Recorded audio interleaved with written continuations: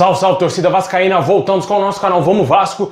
Pessoal, vamos trazer agora as notícias da tarde, né? Se aproxima aí o fim do contrato do Martim Benítez e segue parado as negociações aí com o atleta. Dia 15 de dezembro se encerra aí o prazo de preferência do Vasco para a compra do jogador, hein? Vamos falar disso. Será que o Martim Benítez vai ser devolvido ao Independiente por incompetência aí da gestão do Alexandre Campelo? Vamos falar dessa situação do jogador tão importante para o Vasco. Também vamos falar do Germancano, que se tornou o sexto maior artilheiro estrangeiro na história do Vasco, e também o próximo jogo contra o Ceará, onde que você vai poder assistir aí a partida. Bom, pessoal, já peço para você deixar o seu like e se inscrever no canal para fortalecer demais rumo a 130 mil inscritos. Se inscreve e dá essa força para a gente conseguir atingir essa marca tão importante. Também peço para você ativar o sininho das notificações para você não perder nada e receber todos os vídeos postados diariamente aqui no nosso canal. Dá essa força aí.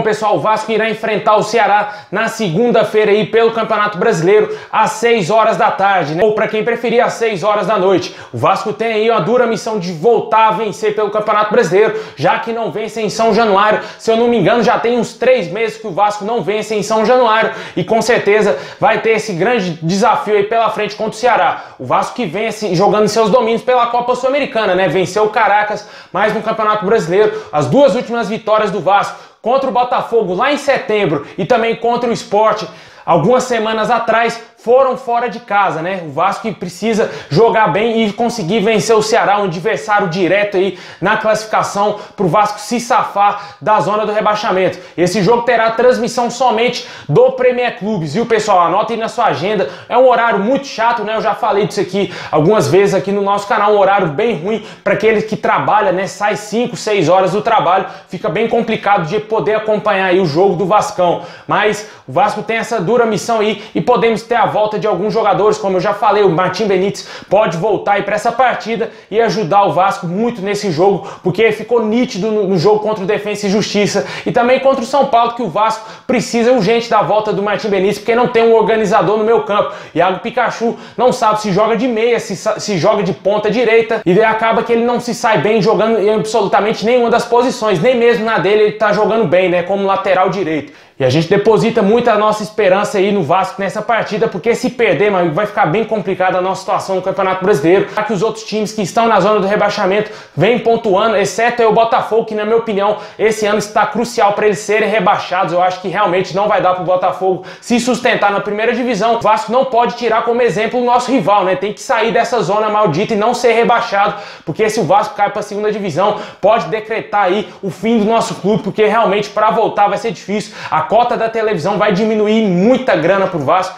e o Vasco já deve, né? Tem a cota antecipada e se desce para a segunda divisão vai dever aí até as calças para a Globo. Tomara que isso não aconteça, tomara que o Vasco se resolva aí essa situação na parte no Campeonato Brasileiro, porque a política vem atrapalhando e atrapalhando muito o rendimento talvez aí dos jogadores que já não são bons, né? Jogadores fraquíssimos, limitados tecnicamente e com certeza essa turbulência que está o nosso clube devido aí às eleições, período eleitoral, vem atrapalhando demais aí a situação do Vasco no Brasileirão. Na Copa Sul-Americana a gente segue aí tranquilo, tomara que o Vasco consiga se classificar para as quartas de final. E deixa aí nos comentários o que você espera para essa partida aí contra o Ceará. O Vasco provavelmente deverá ser a mesma equipe que jogou contra o Defensa e Justiça, né? Lucão mantido no gol, tá salvando tudo, né, pessoal? Um dos melhores jogadores do Vasco, juntamente com o Germancano. E com certeza o Vasco tem tudo aí para fazer uma boa partida e dar uma resposta e sair de vez dessa zona.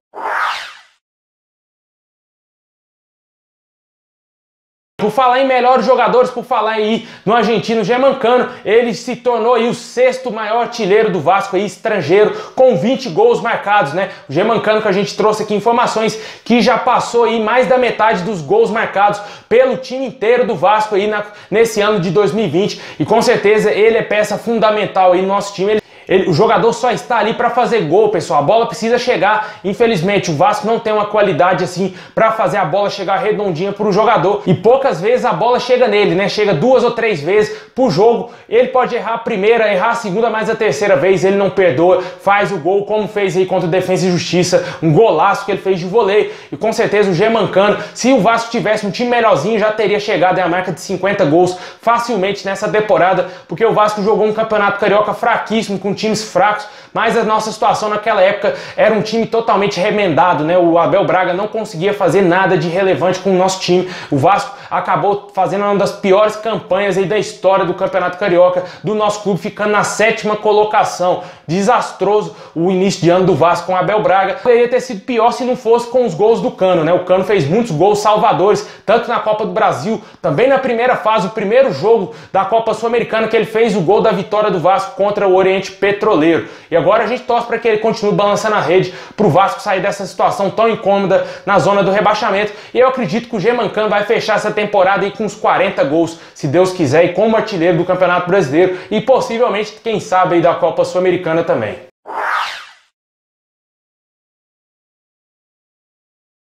Bom, pessoal, agora vamos falar aí da situação do jogador mais importante do Vasco, né? O camisa 10 do Vasco, Martim Benítez. A situação dele, para ele permanecer no Vasco, segue totalmente parada, pessoal. O Vasco não segue as negociações com o jogador e também aí com o Independiente. Fato é de que o atleta quer ficar no Vasco, mas ele pertence aí ao clube argentino. O Vasco já fez uma proposta aí com o Alexandre Campelo para pagar 60% dos direitos econômicos do atleta, como está na cláusula lá no contrato dele, por 17 milhões de reais. O time argentino teria aceitado essa proposta, só que o fato é que o Vasco ainda não pagou, não desembolsou e ainda não tem nada fechado, né? O problema ainda é maior, porque no próximo dia 15, aproximadamente um pouco mais de 2 semanas, se encerra o prazo de prioridade do Vasco na compra do jogador. Se aparecer um outro time aí na parada querendo comprar o Martim Benítez e já pagar dinheiro vivo já para o Independente, infelizmente o jogador vai dar adeus ao Vasco e não será mais nosso atleta. Ele tem contrato até o último dia 31 de dezembro aí, último dia do ano, e se o Vasco não resolver essa situação, podemos perder o nosso grande jogador antes do fim do Campeonato Brasileiro aí em fevereiro de 2021, e agora em dezembro ele poderá dar adeus ao Vasco. E a situação política atrapalhou demais aí essa situação,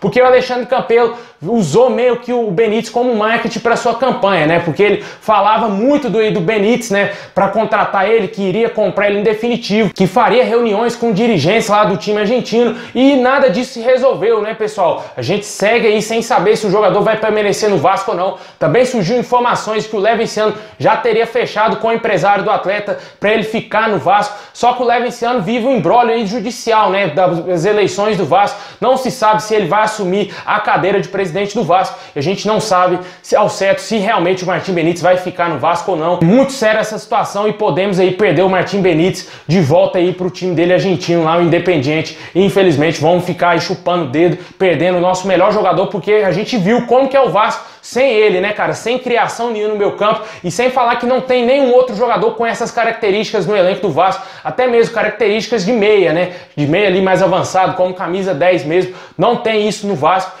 E vai ficar bem complicada a nossa situação no Campeonato Brasileiro, caso o Martim Benítez dê adeus agora no próximo mês, em dezembro. E a gente torce para a solução aí rápida da diretoria do Vasco, porque como eu já falei nos outros vídeos, o Campelo está de saída do Vasco. Eu acredito que ele está lavando as mãos, não está nem aí mais pro nosso time, vai jogar essas bombas aí, tudo na cara aí do próximo presidente para ele resolver. Tanto se for o Levinciano ou até mesmo o Jorge Salgado, vai ter que resolver aí esse impasse aí do Martim Benítez, se vai conseguir contratar ele em definitivo ou não. Deixe aí nos comentários qual a sua opinião sobre isso, se você acredita na permanência do argentino ou se você acha que ele pode dar adeus ao Vasco.